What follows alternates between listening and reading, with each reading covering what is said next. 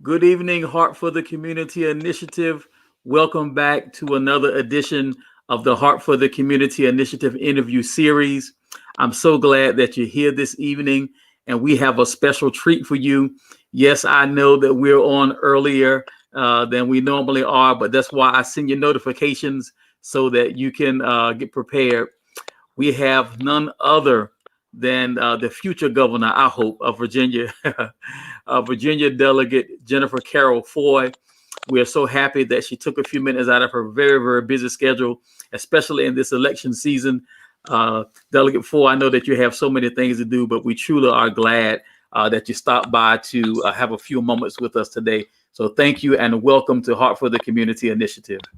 Absolutely. Thank you for having me. It's a pleasure to be here. All right. As usual, my wife, who is my number one fan, she's always the first one to send a note. She says, "Good evening." Good evening. She's excited that you're here.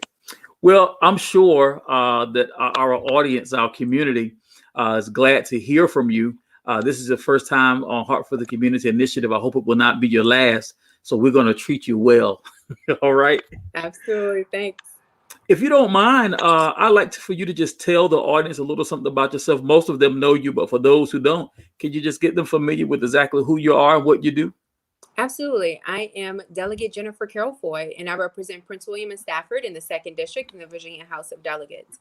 So I pass fantastic bills, from passing a bill to help enshrine women's equality into the United States Constitution called the Equal Rights Amendment, to helping veterans open small businesses, to help expand broadband to rural and Southwest Virginia. So also passing budgets that's going to help us defeat this invisible enemy called COVID-19, help jumpstart our economy, and get Virginians back to work.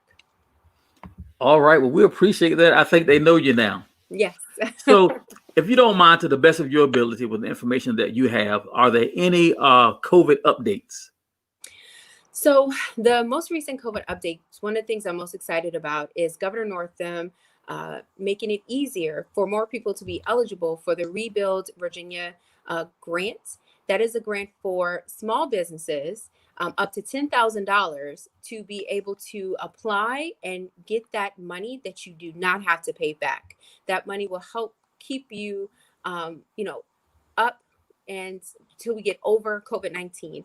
So you can use it for necessities, in order to pay for your employees, to pay for your equipment, things that'll help you keep your doors open, and something I'm really excited about. So it used to be that if you had any CARES funds, or federal type funding, you were ineligible. But now, even if you did, you are eligible for the Rebuild Virginia Economic Grant. So even if you've received previous CARE money or local or federal funds, you can still get this grant. And we're helping the industry that's been hurt the most, which is the hospitality industry. So if you are a bed and breakfast, if you are a hotel owner, you can now also apply for this Rebuild Virginia Economic Grant, which is something I'm really excited about. Okay. And how will they apply? Mm-hmm. So you go to the website and you fill out the application. It takes about 14 days for it to be reviewed and for you to get a response. And it takes about another 14 days for the check to get to you in the mail. And so 28 days from application to cash in hand. And so if you Google Rebuild Virginia grant, it'll come right up and you go ahead and apply for it. You hear that, y'all? Rebuild Virginia grants. So if you are a business owner, and there are plenty who partner with Heart for the Community, make sure we got to put this on replay continuously so we can get that information and help our businesses out. Delegate Foy, I know that our governor has recently signed a police reform bill, of which I am overly happy about. I want to know if you could just speak to that for a few moments, if you don't mind. Absolutely. So I'm really excited. We were sent down to Richmond for special session on a mission, and the mission was to address the killings of Black and brown people due to racial injustice, to address real substantive police reform so we can prevent instances of what happened to Breonna Taylor and Ahmaud Arbery and George Floyd from happening here in Virginia. And if it does, that we're holding those bad actors accountable. And that's what's important. So I'm happy to say that we were very successful. Did we get everything we want? No, but we have made some of the strongest substantive inroads here in Virginia that other states throughout the country was not able to accomplish. So we have put a ban on no-knock warrants. We have prohibited the use of neck restraints, such as chokeholds in Virginia. We have established or permitted the establishment of civilian review boards with subpoena power, and they can actually issue disciplinary action against police officers who don't follow the law or breach someone's constitutional rights. And I think all of these things are important. Mandating decertification for bad acting officers so they don't just leave and go to another jurisdiction and then continue that type of behavior. So those are just some of the things that we were able to get done that I'm really excited about. And so I know that we're going to continue that momentum, but we do it because people made their voices heard. And like I always say, we have marched and protested on the streets, and now it's time for us to protest at the polls so we can continue doing the work for the people of Virginia. All right. I like what I hear. And I just want to say to the audience, because sometimes when I speak about police reform, people get the idea that I'm anti-police. Well, I can tell you that I'm not anti-police, and Delegate Foy is absolutely not anti-police. What we are is anti-bad police and anti-bad policing. And the aim of that legislation is to make it easier for supervisors and municipalities to clean up bad policing and to get rid of bad police, because we believe that that is the problem, well, part of the problem when it comes to criminal justice issues. But I'm so glad that we were able to pass it. The only thing that gave me a little disappointment was that we were not able to get qualified immunity into that bill. But I hear that that's going to come up again. Is that true? Oh, absolutely. Our work is not done. We still have some unfinished business. And so while I say we didn't get everything we want, we're going to keep coming back, and we're going to keep putting forth the robust type of policies that's going to really address the issues, such as qualified immunity. It's really simple. As an attorney, if I do something that falls below the standard of care, then I open myself up to liability. I can lose my bar license and can't practice law. Same thing with a doctor. If he leaves a scalpel in someone, or breaches his duty of care, he can also open himself up to liability, be sued, and risk losing his license. Why are police officers treated any different? So one of the things I say is that even law enforcement officers have to follow the law. Yes. And being a former magistrate judge, I used to work directly with law enforcement officers, and some of my best friends are, and there are wonderful officers out there who work hard every day and put their lives on the line for all of us. They walk towards the gunfire and the danger when everyone is running away from it. What we are doing is protecting the public from bad actors. There are some jobs where everyone has to do it well. And being a police officer in charge of people's lives and safety and public trust, that is one of the ones that's of utmost importance. And so it's all about prevention and accountability and moving Virginia forward. Amen. I tell you what, when I call the police, I want to make sure I don't get a bad actor. I want the real deal to show up to my house. That's so right. We really do thank you for all that work that you guys are doing. There are amazing things going on in Virginia right now, especially since what happened to Mr. Floyd. I tell you, between COVID-19 and everything that we're doing to adjust, and the racial unrest in the state as well as the nation, it has really just changed us. Can you take a moment just to speak to how things have changed for you and the House of Delegates since we're dealing with these two gargantuan issues? Absolutely. So as the first and only public defender ever elected to the General Assembly, I have dedicated my entire life to fighting for the most vulnerable Virginians, people who suffer from mental illness, substance abuse, the poor, and children. So oftentimes, all the systems have failed them. Schools have failed them. Their families have failed them. The system has failed them. And now I am that brick wall preventing government overreach, ensuring that the right outcomes happen, that if we can't continue to try to incarcerate ourselves out of addiction. So ensuring that my people get the treatment that they need. When people are having mental health emergencies in the middle of the street, they don't need to be shot dead. What they need to do is be diverted to community service boards so they can get treatment, medication, and wraparound services. So what this racial reckoning has done is shine a light in the corners of darkness everywhere, where many people in our community knew what was going on. But because of COVID-19, it has forced us all to be still and to be quiet. And for example, we all had to watch as a man lost his life for 8 minutes and 46 seconds. And we will all forever be changed. So no one can ever say that these things don't happen because we saw it with our own eyes. But I say, well, what about the thousands of Black and brown faces and people who have died on our streets due to racial injustice that wasn't videotaped, that wasn't captured on video? Where's the justice for those individuals? And so that's what this movement has been about. It's about ending the two-tier criminal justice system that we have in Virginia. One that works well for everyone else, and another one that works a different way for Black, brown, and marginalized communities. So that's why people are marching in the streets and making their voices heard. Because in the words of Fannie Lou Hamer, people are sick and tired of being sick and tired. We're tired of watching our husbands and our brothers and our sons being locked up for crimes that if they were another color, that wouldn't be the situation or the circumstance. We're tired of being disrespected when being pulled over and treated as if we are less than human. So it's not a lot that we're demanding. I mean, we're putting a mirror up to Americans saying, demand that you make good on the promises that you made.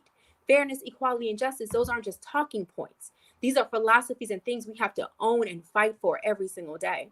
So I'm excited to take that fight from the courthouse to the state house. And that's what I'm doing as a legislator, making sure I'm holding people accountable, put their feet to the fire, pass real substantive criminal justice reform bills. And then I look forward to doing it in the governor's mansion. And that is exactly what I wanted to talk to you about. I'm excited that you're running. And I learned about you from a young lady named Brenda, who actually works for Supervisor Franklin on the Prince William County Board of Supervisors. And she told me a couple of years ago, she showed me your picture. She says, Mr. Armstrong, this is the next governor of Virginia. I said, oh, yeah. I said, well, who is she? And that's what made me go and do some research. So I just want you to tell this audience, why do you think that you should be the next governor of Virginia? That's my favorite question. So I must be the next governor of Virginia because the status quo just isn't working. Too many Virginians can't afford to pay their medical bills. Their paycheck is stagnant while the cost of healthcare, housing, and education continues to go up. And families and workers everywhere are struggling just to get by. Now, the wealthy and well-connected have had many people represent their interests in Richmond. And now it's time for workers and families and women and people everywhere to have a champion for them.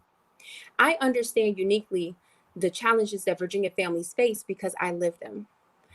As a product of Petersburg, Virginia, for Petersburg being one of the poorest communities in the Commonwealth, having one of the highest child poverty rates of unaccredited schools, and was named one of the most dangerous places to live per capita in Virginia. And that's where I'm from. And luckily, I was raised by my Southern Christian grandmother, Mary Lee, who had me in church 3 days a week and taught me that my price for my time here on earth is my service to others. And so I completely heard her call. And since then, I've dedicated my entire life to service. As a public defender, a foster mom, as one of the first women to ever graduate from Virginia Military Institute, I know how to lead from the front and get things done. I know what it's like to work 40 hours a week and bring home $14,000 a year. I know what it's like to go and hope and pray you don't get sick because you don't have health care. Because I was a part of one of those communities that's been left behind. And know that there are little brown girls that aren't told that they can be anything that they want to when they grow up. But today is a new day. And now is our time. Now is the time for us to have a champion who's going to work and fight to ensure that no community in Virginia is left behind. And since I became delegate, I've went to work, passing the resolution to expand the Equal Rights Amendment for women's equality and to put it into the United States Constitution, a bill to end pregnancy discrimination, a bill to help veterans open small businesses, and to expand broadband to rural and Southwest Virginia. And I am nowhere near being done. We do have some unfinished business because we have to get increasing the minimum wage done. We have to ensure that we fully fund education so all of our children can go to safe and well-funded schools. And I will do everything in my power to end the digital divide and ensure that every business and community have access to the internet. So that's what this is about.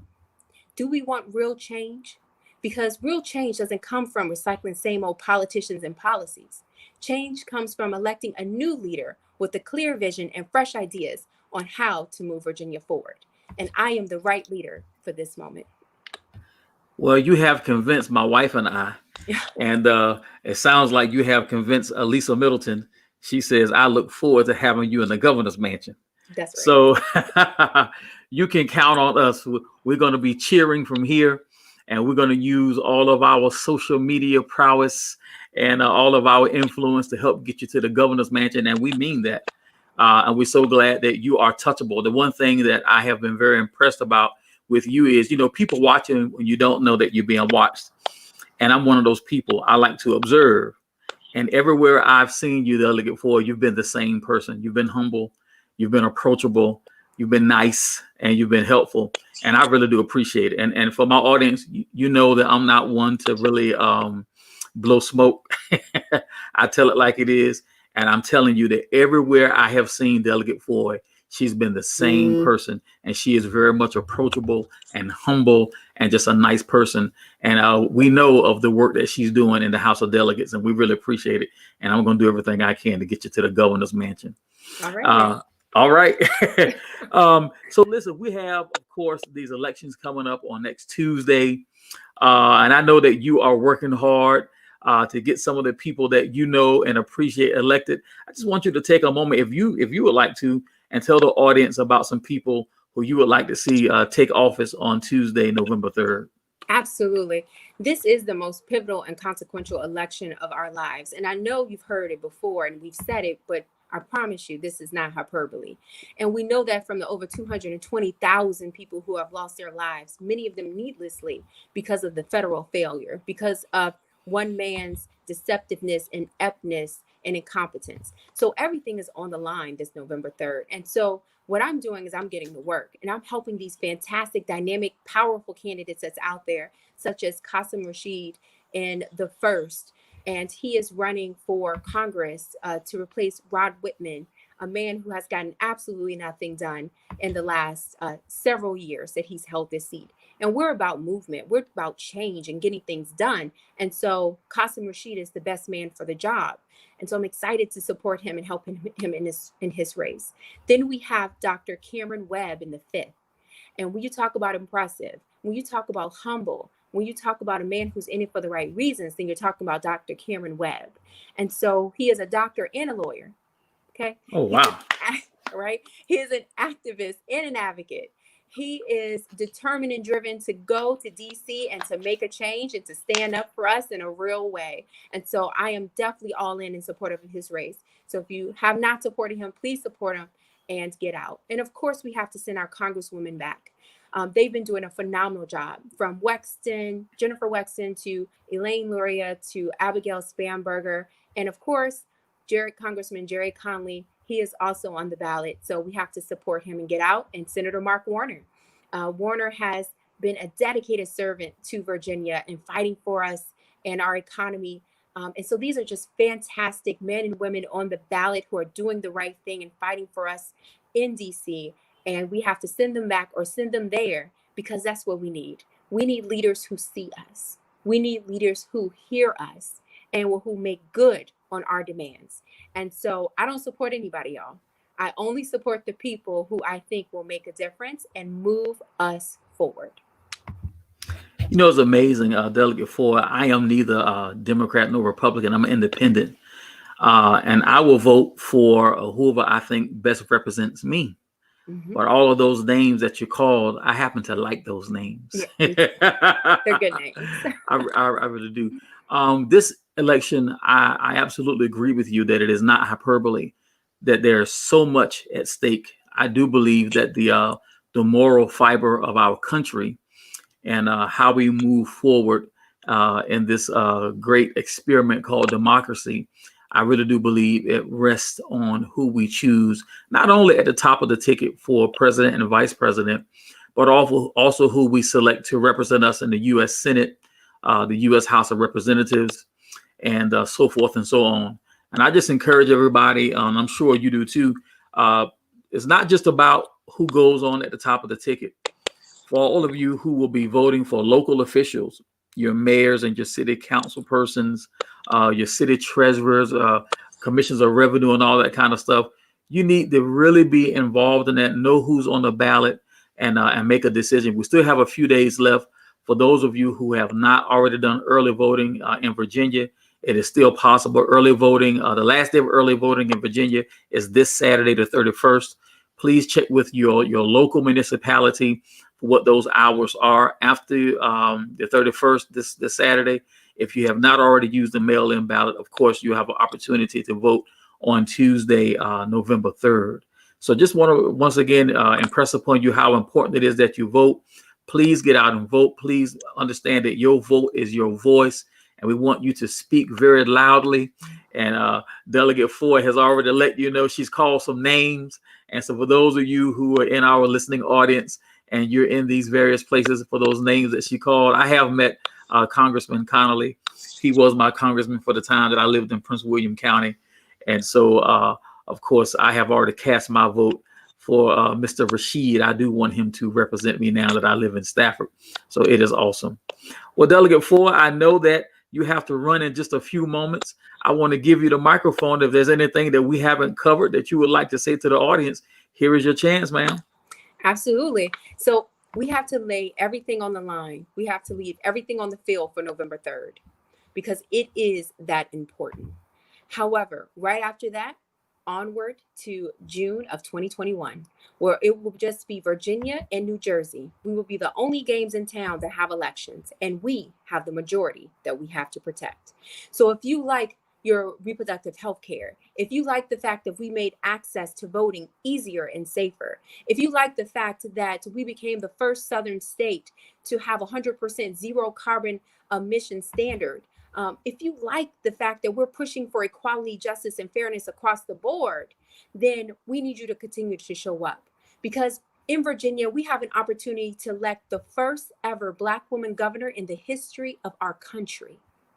Not only that, but we are going to show the referendum that happens from this largest social justice movement globally in our lifetimes by having a person of color, or specifically an African-American person, running for every statewide seat.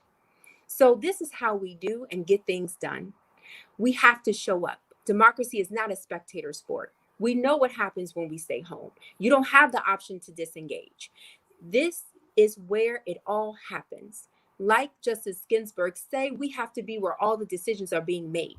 It's not enough for us people to just ask African Americans for our vote. It's not even enough to have bills and laws that's made for African Americans. We need bills that's written by African Americans. We need to be in the driver's seat. We have to be leading the charge. We have to be in the front and not the back. We need to be the head and not the tail. And in order for that to happen, we all need to show up. We have to show up in huge numbers and support candidates who believe in what we believe in. Go to church where we go to church, shop where we shop, live in our communities, drink our water, breathe our air, and understand our challenges and our problems. And so I'm excited to say that you have candidates running across the board, and you definitely have that candidate in me, that I am a fighter. I have the grit, the knowledge, and the record to get things done. I've never taken no for an answer, and I will always do what's right for the people of Virginia. So bringing diverse, high-paying jobs to every corner of the Commonwealth, fully funding education and early childhood education, and expanding broadband throughout Virginia are some of my top priorities. I have a plan, I'm on a mission, and I can't do it alone. So I look forward to seeing and meeting every last one of you on the other side of November 3rd so we can get it done. All right. Thank you, Delegate Foy. I just want to make a note. Kim Cummins made a very important note. She said, please walk your ballot in at this late date to make sure your vote counts by election day. So all of you who have those mail-in ballots at this late date, if you're still holding on to it, it may be well for you just to walk your ballot into the registrar's office. I wouldn't trust the postal system at this late date. And we know that there will be a fight if it's close in Virginia to discount those votes. So we put Delegate Foy's contact info right here at the bottom. We don't want to hold her any longer. Please, I've been running that ticker the whole interview. So if you need to contact Delegate Foy, there it is. Delegate Jennifer Carroll Foy, thank you so much for your time. I hope this won't be your last time on Heart for the Community Initiative, and we're going to push you all the way to the governor's mansion. Thank you so much. Thank you so much. I'll see you soon. All right. Have a great evening. Bye-bye. All right, Heart for the Community. Congressman, excuse me, Delegate Foy, maybe that's a future thing, Congresswoman Foy, huh? Delegate Foy has had to sign off. She has so many things to do. But I do want to remind you, there are some things coming up for Heart for the Community this Saturday, the 31st of October from 4 to 6 p.m. at the Word of Faith Church parking lot at 17902 South Main Street, Dumfries, Virginia. We're going to be there for Trunk or Treat. Heart for the Community is partnering with Word of Faith, and we want you to be there. So make sure you're there. Bring your little kiddies. Going to have Trunk or Treat. For all of you who would like to donate goodies, you can contact myself or Pastor Gary Holland from Word of Faith Church. He's also one of our directors here at Heart for the Community, our director of community relations. That is Pastor Gary Holland. Or you can contact me. I'm Carl Armstrong. You can hit me up on Facebook at my page, Carl Armstrong. Of course, you can send a correspondence to Heart for the Community Initiatives Facebook page. But Saturday, 4 p.m. to 6 p.m. at Word of Faith Church, right there in the parking lot, Trunk or Treat. So please, if you're able, bring the little kiddies out. If you'd like to donate money or candy, please contact myself or Pastor Gary Holland. We thank you for your time and attention. We had a chance to speak to Delegate Jennifer Carroll Foy. She was so gracious with her time this evening, and we're very appreciative for that. So until next time, like I always said to you, God bless you, and may heaven smile upon you. Until next time, we'll say good evening to you. Bye-bye.